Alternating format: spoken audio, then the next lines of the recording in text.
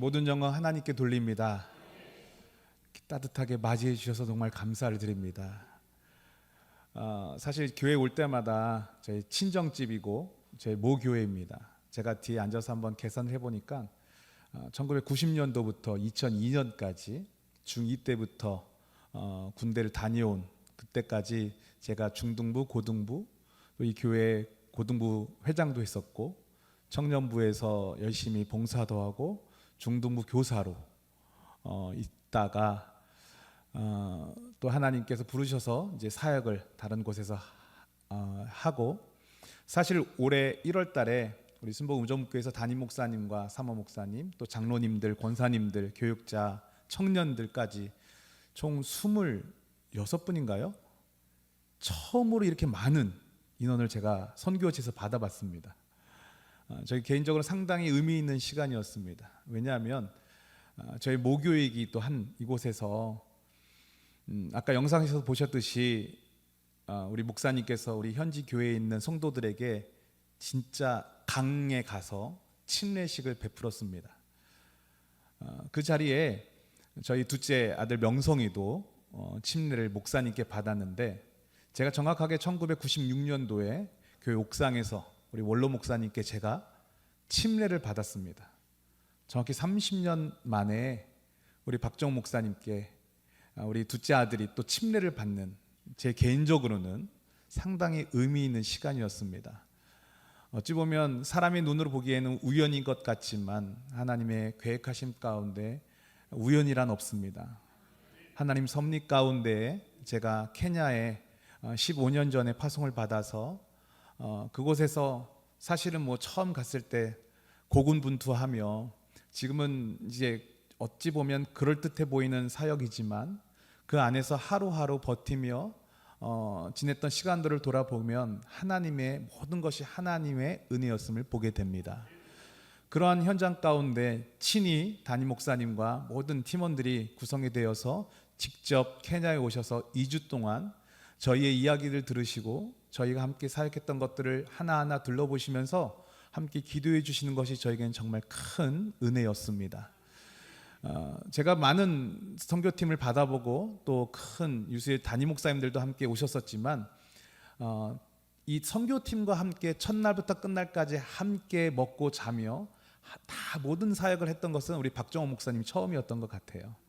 고생스러우셨겠지만 그러기에 더 큰 은혜가 있지 않았나 그런 생각을 하게 됩니다. 우리 아까 영상에서 보셨듯이 참 팀들이 와서 많은 일들을 하셨습니다.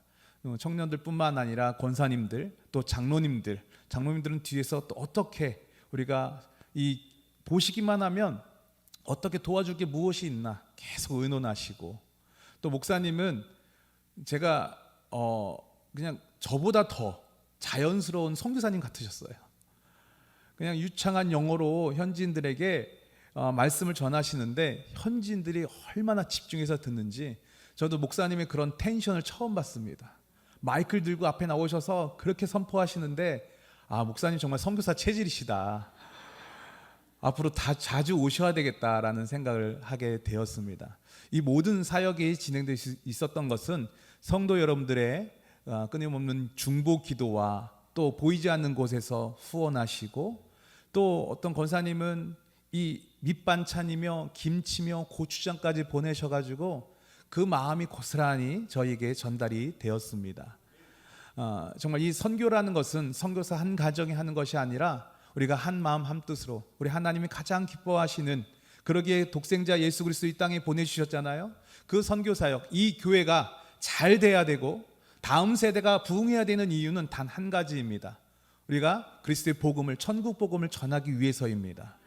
우리 교회가 더욱더 든든하게 서가야 하는 이유는 이 교회로 말미암아 믿지 않은 영혼들을 주님께로 인도하는 귀한 구원의 방주 역할을 감당하는 교회가 되기 위해서입니다. 믿으십니까? 오늘 우리가 수요 예배에 참석하여서 하나님께 부르짖어 기도하고 저 선교제에서 역사하셨던 그 하나님의 말씀을 듣는 이유 단 한 가지입니다. 우리가 성령 충만함 받아야 되고 우리의 재정의 문이 열려야 되고 또한 건강의 문제가 해결돼야 되는 이유는 하나님의 일을 우리가 함께 동역하고 감당하기 위해서입니다. 정말 이 선교지에서 역사하셨던 그 하나님, 오늘 이 자리에 여러분 한 사람 한 사람, 여러분 가정 가운데 임하시기를 주님의 이름으로 축원드립니다. 저는 오늘 함께 읽은 본문 말씀을 통해서 광야에서 만난 하나님의 은혜라는 제목으로 함께 은혜를 나누려고 합니다. 영상에서 보셨듯이 저는 영산 미션 센터라는 곳에서 사역을 하고 있습니다. 나이로비에서 잠깐 떨어져 있는 외곽인데 그곳에 영산 신학교가 있습니다. 영산 신학교에는 학생들, 케냐뿐만 아니라 남수단, 북수단, 에티오피아 학생들이 함께 모여서 기숙사 생활을 하면서 공부를 하고 있습니다. 사람을 키우는 것, 우리 교회도 다음 세대를 집중해서 지금 열심히 기도하시잖아요. 사실은 선교도 마찬가지입니다. 저희도 다음 세대의 사람들을 키우기 위해서, 또 그들이 앞으로의 차세대 리더가 되기 위해서 선교를 하는 거예요. 아까 영상에서 보셨듯이 대부분의 장면이 어린 아이들입니다. 여러분 그거 아세요? 어른들은, 제가 선교제 열심히 보니까 어른들은 설교를 말씀을 잘 듣더라고요. 근데 자주 잊어먹으세요. 아이들을 보니까 아이들은 딴짓을 해. 안 듣는 것 같아. 그런데 아이들은 다 기억하고 있더라고요. 우리 아이들도 마찬가지입니다. 우리 교회에 나오는 아이들도 잠시 떠드는 것 같고 장난꾸러기인 것 같지만 교회 안에서 자란 아이들은요, 결국에 가서는 그 말씀이 마음판에 새겨져서 언젠가는 또한 늘 하나님 안에서 그들이 거하고 하나님 안에서 그들이 비전을 찾아가며 앞으로의 차세대 리더가 될 줄 믿으시기 바랍니다. 그래서 우리가 필요한 것은 세계 선교이기도 하고, 또 하나는 저는 이렇게 말하고 싶어요. 세계 선교와 함께 세대 선교가 필요합니다. 오늘날 우리 한국 교회에 보게 되면 이제 젊은 층, 특별히 어린 아이들이 교회를 떠나는 경우가 상당히 많이 있잖아요. 어찌 보면 선교지보다 우리 국내의 현 상황을 보게 되면 더 심각할 정도로, 더 미전도 종족이다라고 말할 정도로 너무나 심각합니다. 그러기에 정말 우리 선교지에서 했던 것처럼 우리 교회 안에서도 우리의 아이들에게 접근할 필요가 있습니다. 제가 선교지에서 아이들을 보게 되니까 이 아이들은요, 계속 먹을 것을 나눠줘야 되더라고요. 그리고 선물을 계속 줘야 돼요. 근데 제가 한 번도 이 아이들한테 얘네가 예배 때 헌금을 얼마 하지? 계산기를 두들겨 본 적이 없습니다.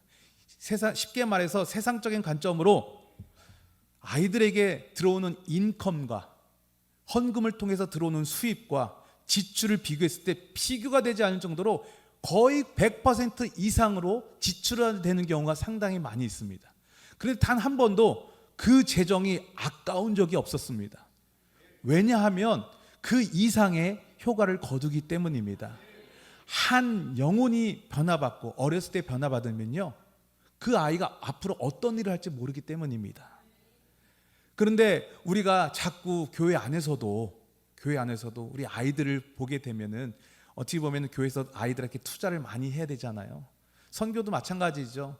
우리 청년들이 이제 여름이 되면은 단기선을 떠나게 되고 또 국내 선교를 많이 떠나게 되는데, 교회에서 이 젊은 세대들에게 투자를 많이 하게 되면 결국에 가서는 이들이 정말 앞으로 이 교회와 이 시대를 이끌고 갈 수 있는 리더가 될 수 있기 때문입니다.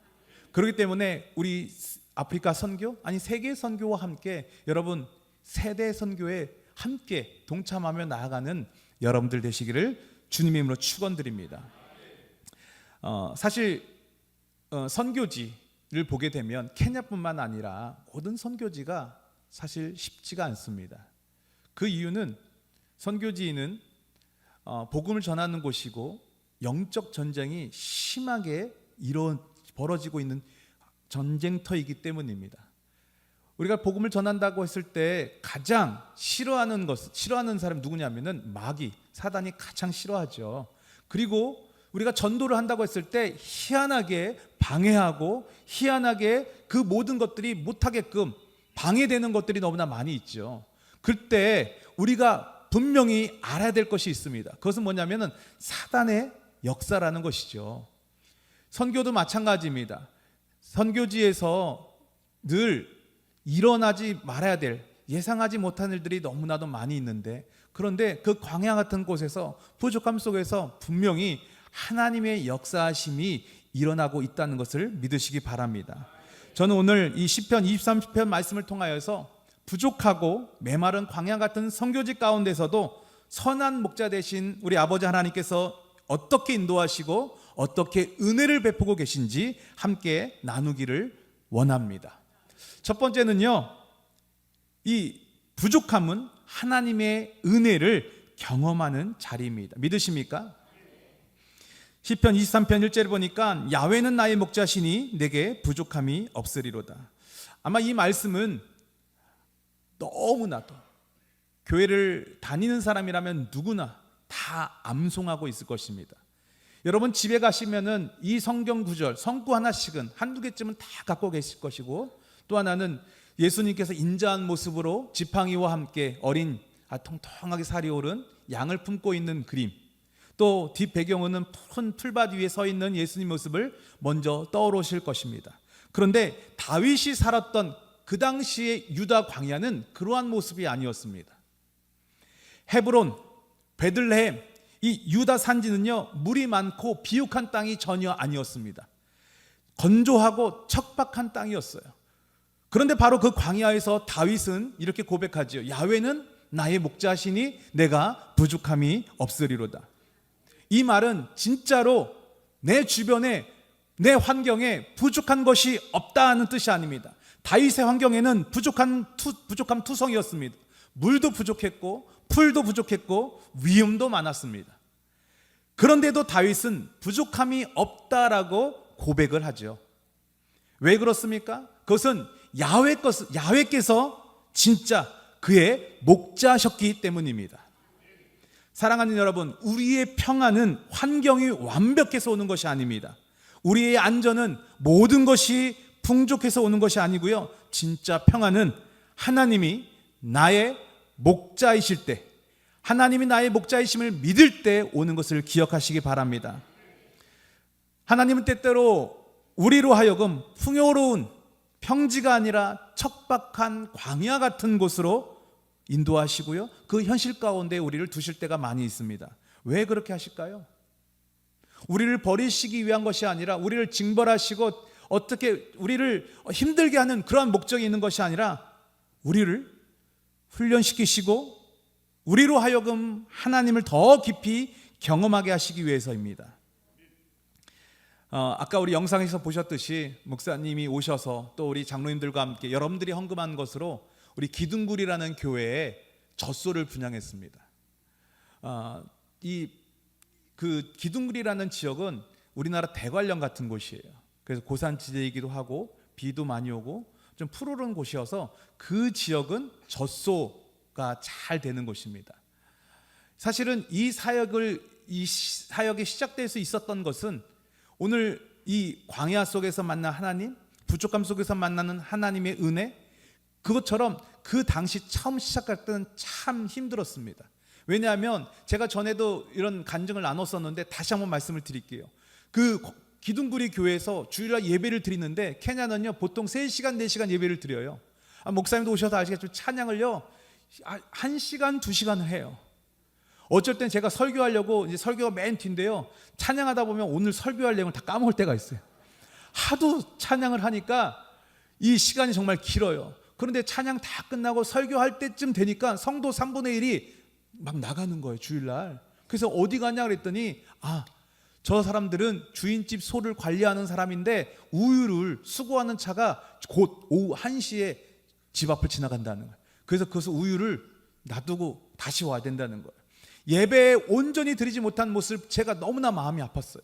왜냐하면 그들의 삶이 너무나 척박하고 그 하루에 한국 돈 2,000원? 2,500원을 벌기 위해서 예배도 제대로 드리지 못하는 모습에 너무 마음이 아팠어요. 그래서 제가 예배를 드린 후에, 하나님, 제가 저들에게 어떻게, 우리 성도들한테 어떻게 도울 수 있을까요? 기도하다가 하나님께서 그런 지혜를 주신 거예요. 그러면 너가 한번 젖소를 나눠주면 어떻겠냐 해서 시작된 것이 3마리 나눠주고 7마리 나눠주고 10마리 나눠서 20마리가 되었고 30마리가 되었고 40마리가 되었던 거예요. 그런데 그 젖소에 하루에 나오는 우유의 양이, 저도 처음에는 그냥 젖소를 나눠주는 것까지만 생각했는데 의외로 젖소 한 마리에 하루에 나오는 우유의 양이 20리터에서 많게는 30리터가 나오는 거예요. 모든 식구들이 아침 저녁으로 우유를 마시고, 케냐는요 차이라고 밀크티를 주식으로 아침 저녁으로 마십니다. 그걸 다 마시고 거기 나오는 것을 내다 팔면 아이들 자녀들 학교까지 보낼 수 있는 거죠. 그리고 하나님께서 지혜를 주시기를 거기서 나오는 첫 번째 열매, first fruit, 첫 번째 나오는 송아지는 교회에 다시 반납하게 했어요. 그리고 그 소가 젖을 뗄 때쯤 그 다음 차순에 나눠주는, 하나님께서 그런 지혜를 주셨어요. 그런데 지금까지 그것이 잘 진행되고 있고, 그 교회에 소문이 나서 또 그 교회에 헌금 11조가 늘어서 교회 교육관도 짓고, 우리 담임 목사님, 그 제자무리 목사님 신방용, 아주 오래된 차지만 신방용 자동차도 조그만 거 살 수 있었습니다. 코로나 때는 거기서 나오는 수입으로 어려운 사람들을, 어려운 성도들도 돕기 시작했습니다. 지금까지 그 은혜를 보니까 만약에 그 지역이 풍요롭고 만약에 예배 시간에 방해되는 것도 없고 그랬다면 아마 이런 역사가 일어나지 않았겠죠. 그들의 가난하고 힘든 그 삶 가운데 그들이 그래도 처절하게 하나님을 찾고 예배하는 모습을 통해서, 부족한 종을 통해서 하나님께서 지혜를 주시고 지금까지 그것이 잘 진행되어서 결국에 가서는 3년 전에 3개의 교회를, 기둥교회를 통해서 3개의 교회를 개척하게 되었어요. 개척을 했는데 예배당이 허름하게, 아까 영상에서 보셨듯이 은계냐 교회는 나무로, 이제 이 사진을 보기에는 그래도 약간 이뻐 보이지만 가까이서 보면요 삐그덕 정말 다 쓰러질 것 같은 그런 볼품없는 교회였어요. 성도가 10명, 15명만 앉으면 더 이상 들어갈 수가 없는 비좁 협소한 공간이었습니다. 그런데 감사하게도 우리 순복음정교회 40주년 기념교회를 저 케냐의 나이로비도 아니고 나이로비에서 더 한참 들어가는 그 기둥굴이라는 그 지역에 교회를 세울 수 있게 되었습니다. 케냐는 성도들의 집이 되게 가난합니다. 신방을 가보면은 이게 이 사람들이 진짜 살고 있는 집인가 할 정도로 살림 도구도 없고요, 집이 참 허름하고 볼품 없어요. 근데 저는 좀 마음이 아픈 게 뭐냐면, 집도 그렇게 볼품 없는데 교회까지 다 쓰러져 가고 볼품 없는 게 너무나 마음이 아팠어요. 근데 정말 주님의 은혜로 우리 순복음 우정북교회가 작년에 크게 결단하여서 우리 은계냐 교회 땅을 구입하고 교회 건축을 해서 정말 200명 정도가 모여서 함께 예배드릴 수 있는 아름다운 성전이 지어지게 된 것입니다. 성도들이 얼마나 행복해하는지 아마 목사님 오셔서 보셨습니다. 우리 성도 함께, 우리 성교팀들 다 봤습니다. 왜냐하면 그 볼품없는 교회에서 이렇게 아름다운 교회가 세워질 수 있었던 것은 하나님의 은혜였습니다. 그들이 삶은 형편없고 부족하지만 그러나 그들의 입술에서 나오는 야훼는 나의 목자시니 내가 부족함이 없으리로다. 여러분의 삶 가운데 지금 어떠한 부족함? 왜 나는 지금 광야 같은 시간을 보내고 있는가라고 생각하십니까? 아니요, 그때야말로 하나님의 은혜를 깊이 경험할 수 있는 시간이며 장소이며 하나님께서 특별히 주시는 기회인 것을 믿으시기 바랍니다. 그 부족함은요, 우리에게 주시는 것은 훈련 과정이에요. 왜? 앞으로 더 크게 사용하시기 위해서 우리를 훈련 가운데 두시는 거예요. 우리가 잊지 말아야 될 것은 그 선하신 목자를 놓지 말아야 되는 것이죠. 두 번째, 양은요 목자의 음성을 따라 살아갑니다. 요한복음 10장 27절에 보니까 내 양은 내 음성을 들으며 나는 그들을 알며 그들은 나를 따르니라. 이 양의 특징을 보게 되면요, 케냐에 보면 젖소도 있고요, 염소도 키우고요, 양도 키웁니다. 그 양들을 키우는 목자를 유심히 보게 되면 아주 독특한 것이 발견하게 됩니다. 양은 시력이 좋지 않습니다. 시력이 그렇게 좋지 않기 때문에 무리를 지어서 다니고 멀리 바라볼 수가 없습니다. 그렇기 때문에 양들은 귀가, 청력이 발달될 수밖에 없어요. 누구의 소리를 잘 들으냐? 자신의 목자의 소리를 기가 막히게 듣습니다. 다른 사람이 얘기하면 반응을 하지 않는데 본인의 목자가 소리를 내면 기가 막히게 듣고 목자를 쳐다보게 되어 있습니다. 간혹 대부분의 양들은 목자가 사인을 보내고 소리를 내면 쳐다보지만 한두 마리의 양은 한번 쳐다보고 반대편에 있는 풀 먹기 위해서 점점 목자와 멀어지는 양들을 보게 됩니다.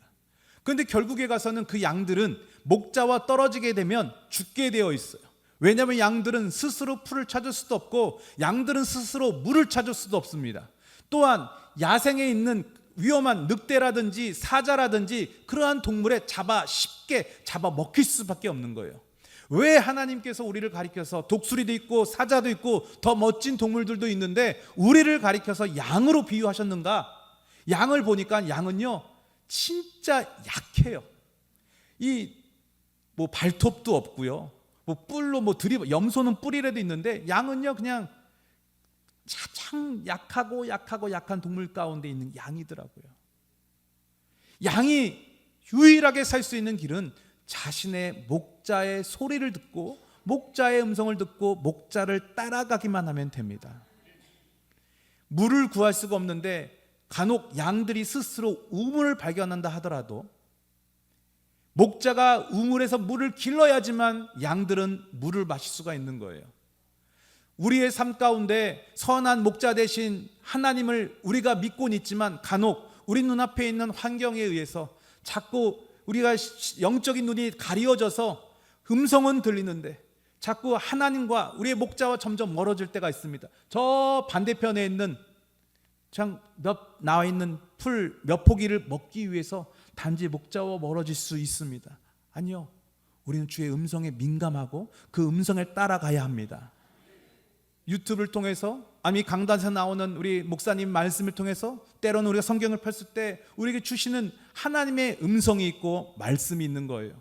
거룩한 부담감을 주실 때가 있습니다. 그 음성을 듣고 순종하는 여러분들 되시기 바랍니다. 선교지에서 지내다 보면 선교사한테 도움을 요청하는 경우가 상당히 많이 있습니다.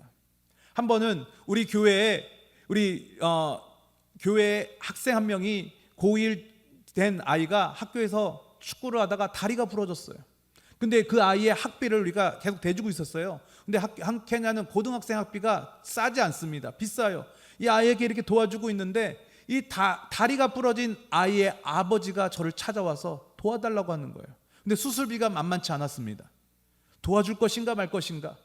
여러분, 저희 선교대회 때 들어오게 되면 이렇게 말씀도 전하고 또 선교 헌금도 받고 맛있는 것도 먹고 가족들도 만나고 충전이 됩니다. 그때 드는 생각이 뭐냐면 그래, 다시 선교지에 돌아가서 열심히 섬겨야지, 그런 마음이 생기는 거예요. 돌아가서 많은 사람들 베풀고 열심을 다하여서 누가 도움을 요청하면요, 예스, 오케이, 도와줍니다. 근데 이게 선교사 사이클은요 5월에 맞춰져 있다 보니까 해가 지나고 3월, 4월 정도 되면 재정도 바닥나고 영적으로 많이 갈급하고 좀 지쳐있을 때가 있어요. 근데 그때 도움을 요청한 거예요. 내가 또 도와야 하나? 그런 마음이 들었어요. 근데 하나님께서 주시는 음성, 하나님께서 주시는 그런 강력한 마음이 그 이후부터 생기는 거예요. 그 아버지가 찾아와 도움을 요청했을 때 알겠어, 한번 기도해 볼게, 내일 다시 와 하고 돌려보냈어요. 그래서 사실은 제가 도와주고 싶은 마음이 별로 없었어요. 왜냐하면 이미 도와줬고 또 그 금액이 적지 않은 금액이었기에 돌려보냈습니다. 근데 하나님께서 그날 저녁에 저에게 주셨던 마음이, 야, 너의 아들이 똑같이 저렇게 축구하다 다치면 너 저렇게 돌려보낼 거야? 그런 마음을 주셨어요. 또 그 다음날 성경이 있는데 잠언 3장 27절 28절 말씀을 갑자기 주시는 거예요. 그 말씀은요, 내 손이 선을 베풀 만한 힘이 있거든 마땅히 받을 자에게 베풀기를 아끼지 말며 내게 있거든 이웃에게 이르기를 갔다가 다시 오라, 내일 주겠노라 하지 마. 아니, 이 상황을 하나님이 보고 계신 것 같은 거예요. 아니, 어떻게 이런 말씀을 주실까? 제가 두 가지 이 말씀을 통해서 깨달은 것이 있었습니다. 돌려보냈던 사람이 마땅히 받을 자라는 거예요. 내 눈으로 봤을 때는 나는 이미 도와줬고 저 사람은 됐어, 다른 사람 도와줄 거야 라고 했는데 그 사람을 가리켜서 마땅히 받을 자라고 하나님이 말씀해 주셨어요. 두 번째는 너에게 선을 베풀 만한 힘이 있거든. 그 얘기는 뭐냐면 너에게 그러니까 도움을 받을 위치에 있을래? 도움을 줄 위치에 있을래? 라는 음성으로 들렸어. 그래도 도움을 주는 위치가 낫지 않을까? 이 기회가 박탈될까? 주님, 순종하자. 알겠습니다. 내일 다시 오라고 했는데 정확하게 말씀 주셨어요. 그리고 제가 그 아버지께 필요한 재정을 보내고 제가 일주일 동안 옆 나라 탄자니아에 갔다가 일정을 마치고 돌아왔습니다. 근데 저에게 이런 보고를 하는 거예요. 그 아버지가 울면서 얘기하면, 선교사 미셔너리 지난주에 의 아들 수술하러 다리를 열었는데 이미 곪기 시작해서 다리가 썩기 시작했다는 거예요. 의사가 말하기를 수술이 며칠만 늦었어도 다리를 절단할 수밖에 없었던 상황이라는 거예요. 제가 그때 얼마나 깜짝 놀랐고 감사했는지 모릅니다. 만약에 하나님께서 이렇게 부담을 주시고 분명히 음성을 주셨는데 내가 그것을 순종하지 않고 그냥 다녀왔다면 그 아이가 다리가 절단된 채 예배에 드리러 있는 모습을 보게 된다면 제가 얼마나 마음이 상처가 되며 얼마나 후회가 됐겠습니까? 제가 얼마나 감사했는지 몰라요. 그건 재정의 문제가 아니라 하나님께서 보고 계시는구나. 여러분, 우리가 때로는 그 상황 가운데 희한하게 우연인 것 같은 일들이 막 벌어지잖아요. 왜 이 타이밍에 나에게 이런 부담을 주시지? 왜 이 타임에 하나님께서 말씀해 주시지? 목사님의 말씀을 통해서 TV를 켰는데 기독교 방송을 보면서 또 유튜브를 보면서 희한하게 또 어떤 사람의 이야기를 통해서 그런 경우가 많이 있죠. 그것이 어떠한 경우이든 간에 선한 목자 되신 그 음성에 귀 기울이고 목자를 향해 나아가는 여러분들 되시길 바랍니다. 세 번째는요, 가장 안전한 길로 인도하십니다. 믿으십니까? 3절을 보면요, 자기 이름을 위하여 의의 길로 인도하시는 도다. 여기서 우리가 주목해야 될 것은 길이라는 단어입니다. 의의 길. 내 영혼을 소생시키시고 자기 이름을 위하여 의의 길로 인도하시는 도다. 우리가 보통 생각할 때 의의 길이라고 한다면 아주 하나님께서 예배하여 주신 평탄한 대로를 먼저 떠오르게 됩니다. 사실 선교지에 처음 갔을 때 하나님 결단하고 가족들 데리고 선교지에 갔으니 모든 것이 평탄하게 다 될 것 같은데 그렇지 않더라고요. 특히 코로나 때 그것을 느꼈습니다. 코로나 때요, 가장 공포스러웠던 것은 뭐냐면, 코로나보다 더 공포스러웠던 것은 공항을 폐쇄시켰어요. 그 얘기는 뭐냐면 아프리카에서 못 나가는 거예요. 그래도 언젠가 뭐 아프면 무슨 일이 생기면 비행기를 타고 본국에 한국에 들어올 수 있다는 희망이 사라진 거예요. 언제 오픈될지 모르는 거예요. 그런 상황 가운데 아프면 안 되겠구나. 코로나에 걸려서 병원에 가게 되면 거의 일주일에 1,000만 원이 1,000만 원. 보험도 안 되고 너무너무나 비싸요. 공포스러워요. 그 상황 가운데 선교지의 사역지를 찾아다니면서 필요한 것들 나누고 마스크를 나눠주고 사람들이 콜록콜록 기침을 하고 누가 봐도 저 사람은 코로나인데 마스크를 다 안 쓰고 있어요. 이 사람들은 코로나를 별로 중요하게 여기지 않고 말라리아가 더 위험하니까 이건 취급도 하지 않는 거예요. 근데 외국인인 우리는 너무나 치명적인 거죠. 그리고 이 사람들이, 케냐 사람들이, 나이 든 사람들은 모르겠고 젊은 사람들은 건강하니까 거의 무증상으로 지나가 갖고 있다가 본인들은 멀쩡하고 전염만 시키는 거죠. 한 번은 우리 제자교회 가서 폐역하게 모여있는 곳에서 설교를 하려고 앞에 딱 섰습니다. 혼자 전 살아보겠다고 KF94 마스크를 쓰고 설교하려고 섰는데 성도들은 아무도 마스크를 쓰고 있지 않은 거예요. 근데 제 자신이 너무 부끄러운 거예요. 아니, 혼자 살겠다고 설교한 사람이 마스크 쓰고 있고 이 KF 아시죠? 빵 해서 소리가 안 들리는 거예요. 그 믿음으로 마스크를 벗고 설교를 1시간 가까이 했습니다.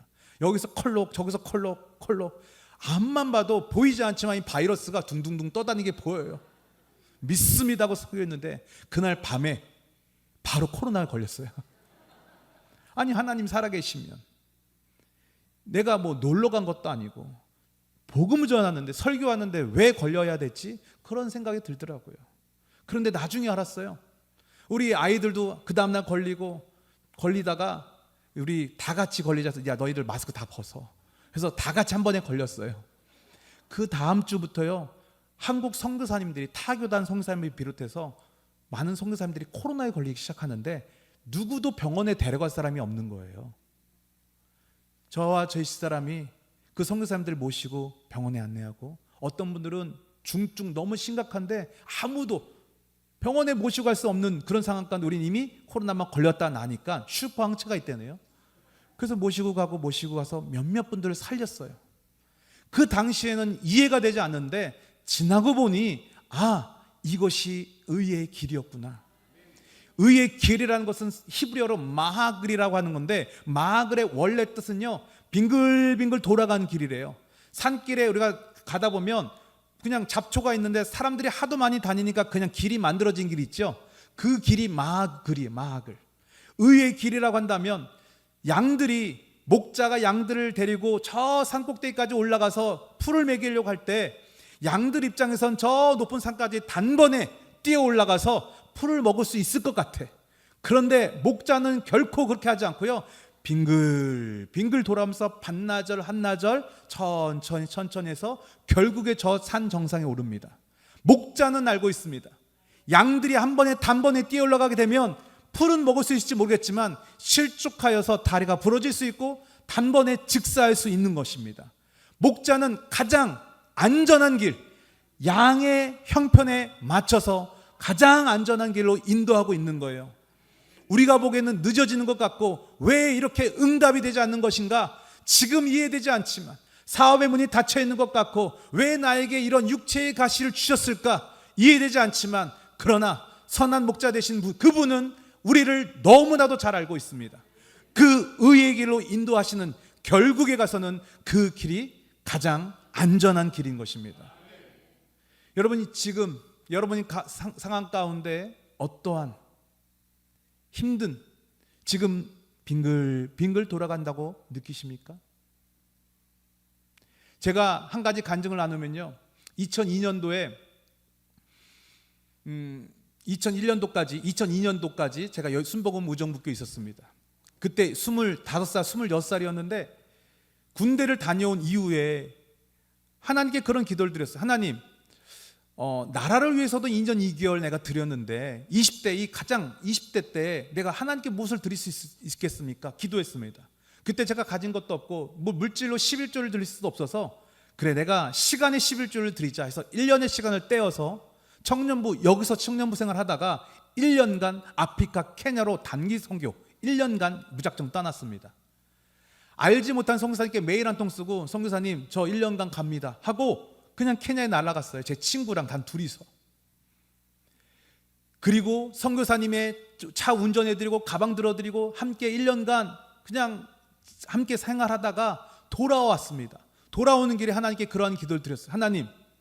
하나님 허락하신다면 10년 안에 다시 이 땅에, 케냐 땅에 선교사로 돌아오기를 원합니다. 기도드렸어요. 그리고 그 당시에 제 아내이 연애하고 있었는데, 우리 10년 후에 케냐에 우리 선교 나가자, 10년 안에 나가자. 그리고 제가 여의도 순복음교회 교육자가 되려고 시험을 준비했습니다. 그 이유는 단 하나였어요. 아프리카 선교 나가려고. 그 당시에 교육전사로 성동성전이라는 곳에 열심히 사역을 했습니다. 파트타임으로 고등부 맡아서 열심히 하는데, 여의도 순복음교회는 시험을 보면 이게 공채라고 하죠. 시험을 봐야 돼요. 근데 제가 안타깝게도 1차 필기 시험 붙었는데 2차에 떨어졌어요. 너무 마음이 아팠어요. 그리고 1년을 열심히 준비해서 그 다음에 열심히 시험을 준비했는데 또 1차는 붙었는데 2차에 또 떨어진 거예요. 너무 힘들었어요. 제 자존심이 더 땅바닥에, 사람도 만나고 싶지 않았고 너무너무 부끄러웠습니다. 그 당시에 제가 주일날 그 발표가 났는데 두 번째도 떨어졌다는 충격에 잠시 차를 몰고, 사역도 마치지 않았는데 나갔어. 바깥에 한강 고수부지에 뛰어내리려고 한 게 아니라 차를 몰고 나가 있었어. 오후 4시에 나는 이제 하나님이 날 부르신 게 이게 아닌가? 나는 왜 이렇게 안 되지? 난 이제 어떻게 하지? 그런 마음이 들었어요. 근데 그때 담임 목사님이 이제 한상인 목사님이셨어요. 한상인 목사님. 아니, 이전우사 어디야? 전화가 왔어요. 목소리 좀 비슷한가요? 아니, 그런 하나의 이렇게 말씀하시는데 빨리 들어와. 그래서 제가 들어갔어요. 근데 목사님이 아니 뭐 떨어진 건 너무 속상할 텐데 저한테 이런 말씀 해주시더라고요. 여의도에 빨리 들어오면 빨리 나가는 거야. 개구리가 멀리 뛰려면 움츠려야 돼. 내가 보기에는 우리 이전도사가 지금 움츠리는 시기야. 많이 움츠렸다가 나중에 멀리 뛰어. 근데 그 말이 하나님의 음성처럼 저에겐 들렸습니다. 아 그렇구나. 근데 움츠리는데 너무 힘들더라고요. 앞으로 어떻게 하지? 아이는 결혼도 하고 아이도 태어나고 난 선교 나가려고 하는데 그 힘든 시간을 버티고 세 번째에 교육자가 되었는데 사역을 시작하는데 다 감사한 거예요. 힘든 게 없는 거예요. 그토록 들어오고 하고 싶었던 사역을 풀타임으로 할 수 있다는 그 기회가 주어졌는데 감사하게 되더라고요. 힘든 일이 있어도 제가 할게요. 뭐 그냥 제가 자랑하는 게 아니라 그 자체가 너무 감사했어요. 그리고 선교지에 나갔는데 선교지에 가서도 그때 기억이 나는 거예요. 그냥 선교 내가 할 수 있는 게 너무너무 감사한 거예요. 그토록 바라던 것. 근데 지금 마음껏 할 수 있는 것이 너무 감사한 거예요. 현지인들 만나고 현지 음식 먹고 현지어를 배우고 다 감사하게 되더라고요. 의의 길, 우리의 시각으로 볼 때는 단번에 뛰어 올라가는 것이 빠른 것 같지만 선하신 목자의 입장에서 보게 되면 빙글빙글 돌아가는 것이지만 그 길이 나의 입장에 있어서는 가장 최적의 길이며 가장 좋은 타이밍에 안전하게 목적지에 도달할 수 있는 길인 것을 믿으시기 바랍니다.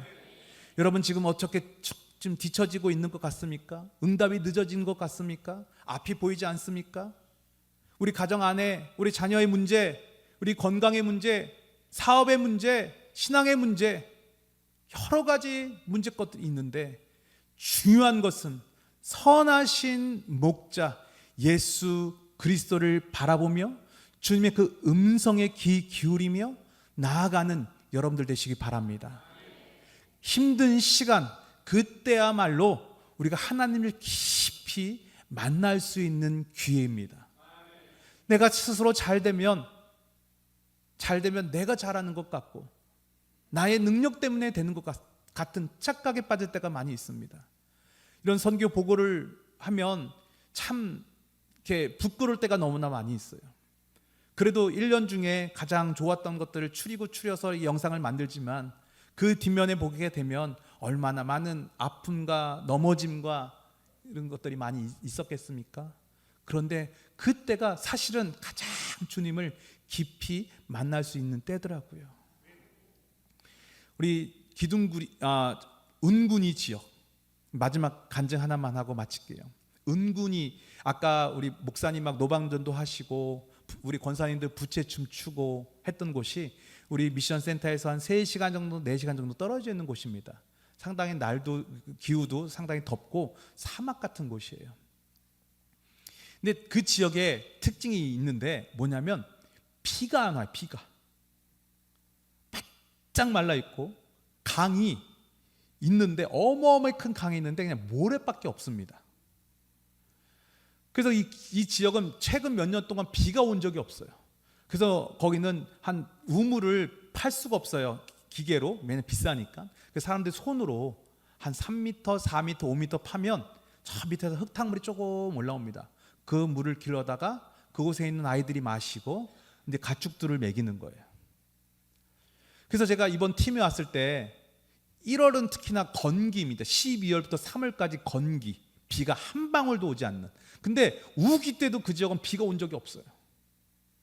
제가 사실은 그 우리 팀을 데려가면서 제가 갑작스럽게 그런 부탁을 드렸어요. 우리 그 강에 모래만 있는 그 빈 물 하나 없는 그 빈 강에 가서 우리 같이 좀 기도했으면 좋겠습니다. 이 지역을 위해서 좀 같이 기도했으면 좋겠습니다. 그래서 그때 우리가 동그랗게 서서 기도할 때 잠깐 10분 15분 서 있는데 얼굴이 그 햇볕이 얼마나 따가운지 정말 그냥 타원을 탈 정도로 뜨거웠어요. 그곳에 서서 우리 청년들과 우리 목사님 함께 비 준비하시느라는 찬양 함께 불렀어요. 근데 이 지역에 비를 내려 주십시오. 사실 제 마음속에 이건 불가능한 일이 최근 3년 동안 비가 내린 적이 없고 건기에 내가 한번 이 일기에 구글 한번 이렇게 딱 쳐봤어요. 핸드폰, 스마트폰에 비 올 확률 보니까 0%. 비 올 확률이 0%고 그 날씨가요 구름도 하나 없고 동그란 해가 어제도 그랬고 오늘도 그러고 내일도 그런 거예요. 그 얘기는 구름 하나 없는, 정말로. 그리고 기도를 했어요. 주님, 기적을 베풀어 주십시오. 저의 마음 가운데는 그런 기도를 했어요. 하나님, 팀이 왔는데 그래도 하나님 살아계신 어떠한 좀 표징 하나만 보여주시면 좋겠습니다. 더도 그냥 잠깐 보여줬으면 좋겠도, 이렇게 같이 기도했는데, 그리고 제 믿음이 그렇게 크지 않아서 사실은 그렇게 크게 믿지 않았습니다. 그랬으면 좋겠다라는 생각이 컸습니다. 근데 그 다음날 자고 다시 거기 들어가는데요, 빗방울이 떨어지는 거예요. 갑자기 소낙비 같은 게 내리는 거예요. 그건 저만 본 게 아니라 우리 목사님, 사모 목사님, 팀 장로님, 권사님, 청년들까지 다 보게 되었습니다. 비가 많이 내려 막 촉촉하게 젖은 정도 아니지만 그 모습을 보면서 하나님 살아계시구나. 하나님께서 우리 기도를 듣고 계시구나. 하나님이 이 팀과 함께 하고 계시구나. 그것을 보게 되었습니다. 때로는 우리가 그런 부족함, 광야 같은 곳에 마주했을 때 그 하나님의 은혜를 우리가 경험할 수 있는 거예요. 비가 계속 내리고 있었다면 그 은혜를 우리가 경험할 수 없었겠죠. 여러분이 지금 어떠한 광야 같은 시간을 보내고 계십니까? 그 신실하신 하나님을 믿고 입술로 선포하여 그 은혜를 반드시 경험하는 여러분들 되시기 바랍니다. 그 은혜가 충만할 때 우리의 가정은 잘 될 수밖에 없고요, 우리의 자녀들은 형통의 복을 받아 누릴 수밖에 없고요, 우리 교회는 잘 될 수밖에 없습니다. 우리가 앞으로 해나갈 것은요, 세계 선교와 세대 선교입니다. 주님 오실 날 멀지 않은 것 같아요. 이 천국 복음이 온 세상에 전파돼 이제야 끝이 오리라 말씀하셨는데, 요즘 그거 아세요? 이 AI가 모든 글을 번역을 너무너무 빨리 해. 아직까지도 복음을 듣지 못한 미전도 종족이 너무 많이 남아 있었는데, 시간이 지날수록 그들에게 복음이 전해지는 시간이 점점 빨라지고 있습니다. 그렇다면 우리 그리스도인들은 무엇을 준비해야 될까요? 깨어 기도하고 기름을 준비하는 슬기로운 다섯 처녀가 돼야 됩니다. 그 주님 오실 날이 정말 당겨지고 있는 거예요. 그런 상황 가운데 정말 주님 앞에, 정말 환경 저 멀리 풀 몇 폭이 있는 그곳에 쫓아가는 인생이 아니라 선한 목자 되신 주님을 바라